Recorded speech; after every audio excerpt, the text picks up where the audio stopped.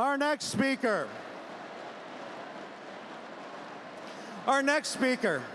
has been on the front lines, fighting to bring democratic values to Washington and to make Donald Trump a one-term president.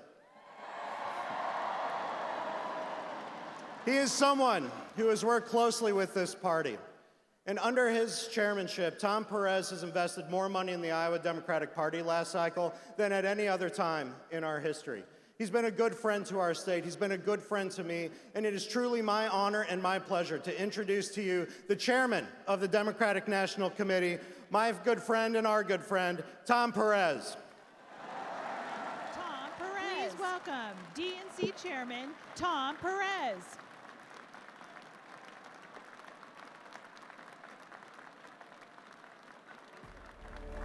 There's no map where we want to go. There's no road that can take us home. Flying blind, terrified, we all feel like we're alone. We're all candles in the dark, burning flames born from our hearts. Look inside, who am I? We're lost, but we're alive. Can we give it up We're for him all one in more this time? together. Troy Price, thank you, Troy. Thank you, Troy. Thank you to the entire Iowa Democratic Party team. It is an honor to be at your Liberty and Justice dinner. And it's even a bigger honor to be in a room full of committed Democrats, including two mentors of mine. This gentleman right here, Mr. Chairman, Senator, mentor, Tom Harkin. Can you please stand up one more time?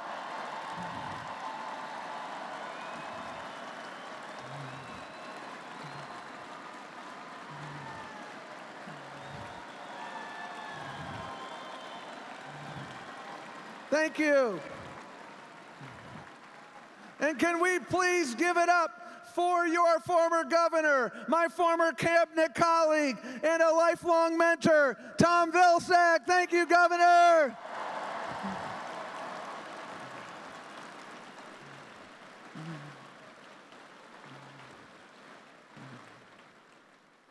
Again, a big shout out to your congressional delegation. Thank you so much, Abby Finkenauer, Cindy Axney, storming to victory last year because you all knocked on doors for them. They led with their values. Thank you, of course, to my good friend Dave Loebsack. Thank you for your service, Congressman. Where did he go? I just saw him a minute ago. Thank you for everything you've done, and best of luck. You don't know what the word retirement is. You'll be knocking on doors every single day for Democrats. Thank you. Folks, Sunday is the 1-year mark from the most important election of our lifetime. Or to put it differently, 1 year till the weekend, okay? 1 year till the weekend. In less than 100 days, as you know, until the most transparent, successful, accessible caucus in the history of the great state of Iowa. We're proud to be with you. We're proud to be a part of it. We're organizing everywhere. We're investing everywhere. And we're here for one reason, because we're Democrats, each and every one of us. We are one family, one team. One family, one team. And we have 1 year to defeat the worst president in the history of our country. And folks, it's important to remember, folks, you are here not just because you love your candidate. You're here because you love your nation as well. And we want to take it back, and we will take it back. And there are 3 things that we know for sure coming into tonight. Number 1, we have an amazing, deep bench of remarkable candidates. Let's give it up for all of them. They got game, they've got talent. Their values are our values. Number 2, there will be one and only one nominee, folks. One person will make it to the mountaintop. And let me give up. Can we give a special round of applause to Beto O'Rourke, who ran a spirited campaign? He wears his passion on his sleeve. Thank you, Beto, for stepping up. Thank you for everything you've done and everything you fight for. So that was number two. Number three, folks, no matter who makes it to the mountaintop, we will come together and support them. We will come together and support him or her. That's what we are focused on, folks. Uniting the party and building the best possible team to take on Donald Trump. Because we know something. Our unity is our greatest strength. And frankly, it's Donald Trump's worst fear. I have asked every single candidate to support our eventual nominee, and I am absolutely confident that they will campaign with enthusiasm. Because you know what, folks? Every single candidate you will hear from tonight, every single candidate running for president understands that this election isn't about them. It's about our democracy. It's about something bigger. We're at a moral fork in the road. And they understand that. We're training organizers across the country so our nominee, whoever he or she is, I love saying that, no matter who he or she is, because we are the most diverse field in American history, we're training that army of organizers so that they're ready to go. We've developed a talent bank of resumes for staffers, for campaigns, so that our nominee will have the best and the brightest pool of talent. We've launched the Democratic Unity Fund with my former boss starting that, a guy named Barack Obama. Anyone else miss Barack Obama? And we will continue to run a fair and transparent primary process. And we have put the grassroots front and center in that primary process. That's how Barack Obama won in 2008 and 2012, and that's how we're going to win in 2020. And by the way, Iowa is a battleground state. Take that to the bank. And you know, folks, because of this incredible surge of grassroots energy, we've seen an incredible surge of support and engagement. You know, you've probably heard of Act Blue.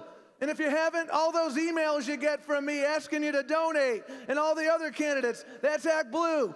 They reported that their biggest hour of mobile giving in the third quarter of this year took place during the second hour of the September Democratic primary debate.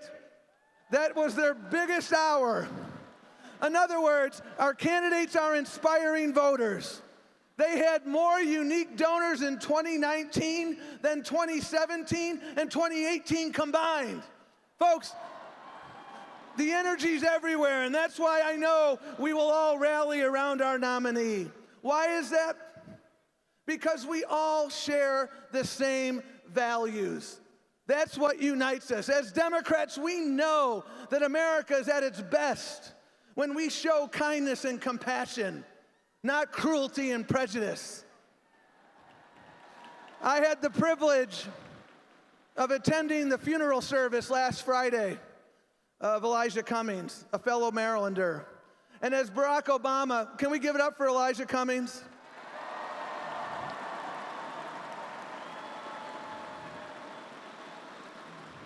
Dios te bendiga.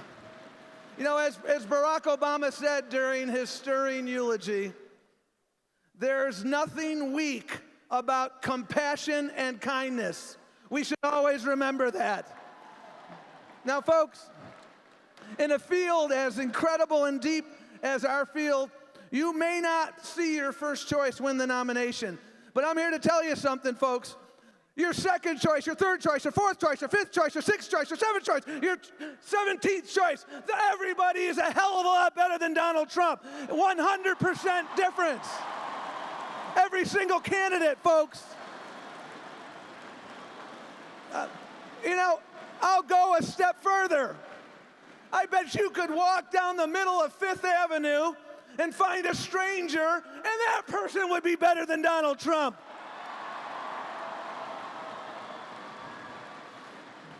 And I'll tell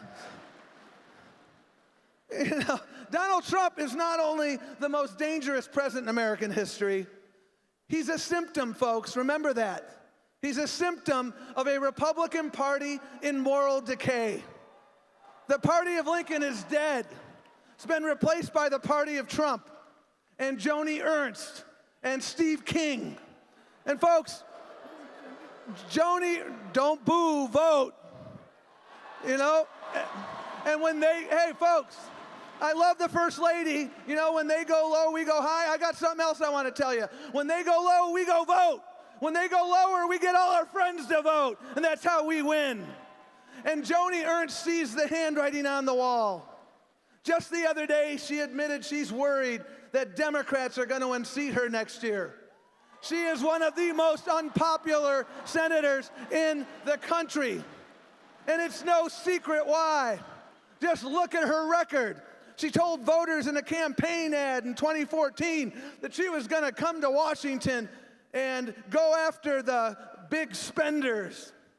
Well, what did she do? She voted to give tax cuts to big corporations that added billions of dollars to our deficits. She's gone after health care for Iowans with pre-existing conditions.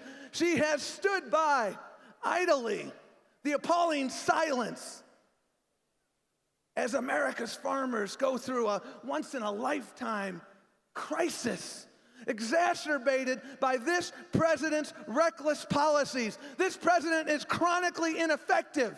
Everything he touches, he makes worse. And she is a Trump puppet, plain and simple. And next year, today is Jobs Day. When I was labor secretary, first Friday of the month, we would report unemployment. The first Friday of January 2021, we're going to report the unemployment of Joni Ernst. That's what we're going to do.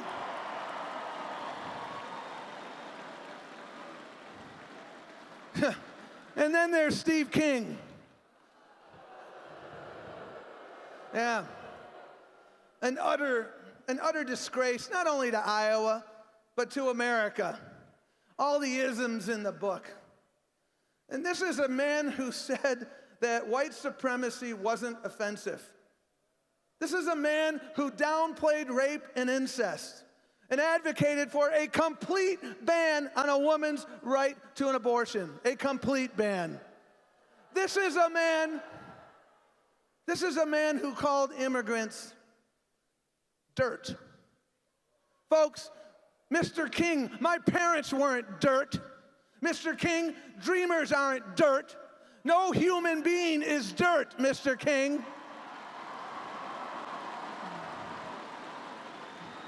Lance Corporal Jose Gutierrez isn't dirt.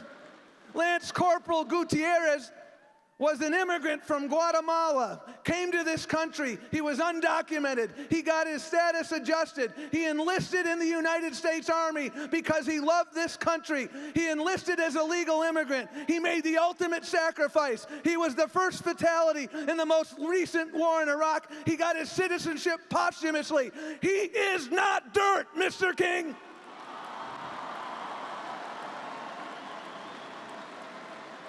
You know,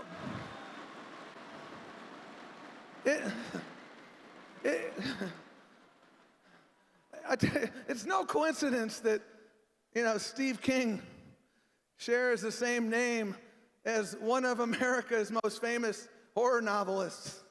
Yeah, because he's one hell of a nightmare, I tell you. And Stephen King wrote a book about an evil clown. I think Steve King is that evil clown.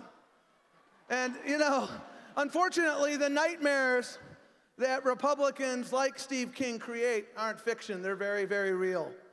And they are a danger to the people of Iowa and the people across America.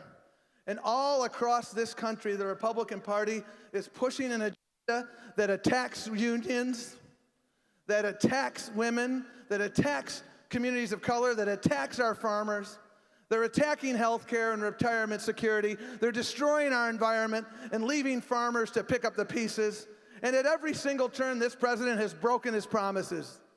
Just look at what he's done here in Iowa. He promised to help farmers. He promised to help farmers. And as president, he's given more ethanol waivers to big oil. That's not helping farmers. That's slapping them in the face. Mr. President, actions speak louder than words. And your actions show that you are no friend of American farmers. You're no friend of the labor movement. You're no friend of workers. And you're no friend of the American people. Mr. President, Canada is our friend. Russia is not. You know, I was a Pell Grant kid. I used to work on the back of a trash truck to make money in college. I know garbage when I see it. This administration is one big dumpster fire, my friends. One big dumpster fire. And so it is time for Democratic leadership. Nothing less than the fate of our democracy is at stake. And in these critical moments for our country, the American people have always looked to the Democratic Party to solve our problems and move our nation forward. Democrats have always been dreamers and doers. We're the party that dreamed of a New Deal in which seniors could retire with dignity, workers could form a union, and people would have Social Security. We dreamed of putting a man on the moon, and we did it. We believed in the auto industry, and we saved it. Thank you, Barack Obama. Thank you, Democrats. No thanks to Republicans. We inherited a great recession, and we ended it. That's what happens when you put Democrats in charge, because we put our values into action. Democrats are fighting to combat climate change. We're fighting to protect a woman's right to choose. We're fighting to ensure that the Secretary of Education believes in public education. We're fighting for civil rights, immigrant rights, labor rights, voting rights, our Native American brothers and sisters, our LGBTQ brothers and sisters, our brothers and sisters with disabilities. You are all part of the American family. Democrats are fighting for an America that works for everyone, not just a few at the top. We have your back, every single one of us. Every single candidate running in this primary has your back, and every single candidate would make an excellent president, and that is why I'm so excited.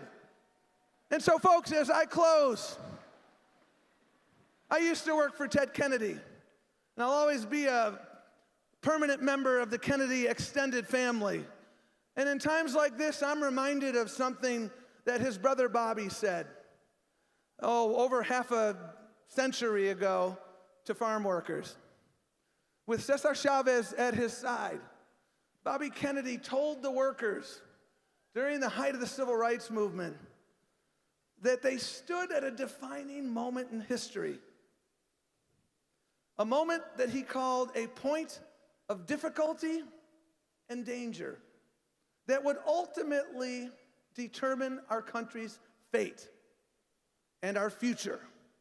He said, and I quote, "When your children and grandchildren take their place in America, you will say, 'I did this.' You will say, 'I marched.' You will say, 'I fought.'"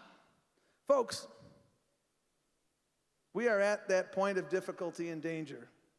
This is what my mom and dad used to say was a "where were you" moment. This is when your children and grandchildren are going to be asking you years from now, what did you do? And because of the energy in this room, because of the leadership of our candidates, I am proud that you will be able to say, "I did this. I was there. I defeated Donald Trump. I helped elect a majority Democratic United States Senate. I helped expand Nancy Pelosi's majority in the House. We took back state houses in Iowa and across the country. We have more attorneys general in states, more secretaries of states, more state auditors. That's what we did, but we have to do it together. Let us seize the moment together. Let us make this the most accessible attended, successful, and energetic caucus in state history, and then on to battleground Iowa, where we win in November. Let's unify.